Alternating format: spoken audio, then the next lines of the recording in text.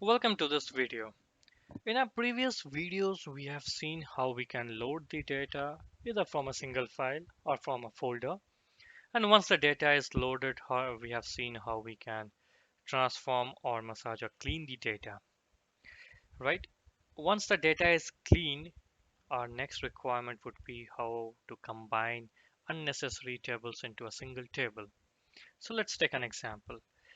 In this particular data model, we have around 4 tables of sales for 3 different regions.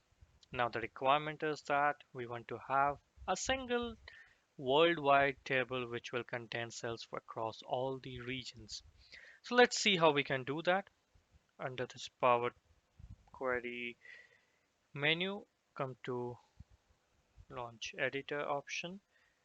Once you click on this, whichever table, click Append as new.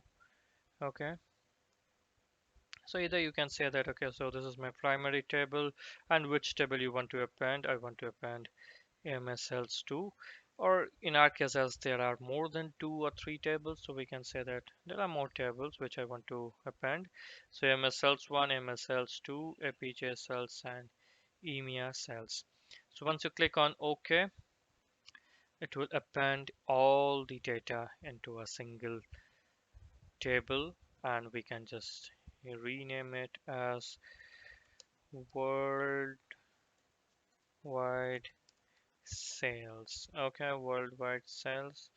And again, I will close, and again, I will create a connection. I will not load it into a data model yet, only create a connection and load. Okay, so in this, we have seen how we can merge the data, but again, the data what we have appended is not the way it should look like. Correct. You can see that it's showing region, product ID, sales unit. So in our next video, we would see how we can modify or how we can clean up this data on this table. Thank you for watching this video.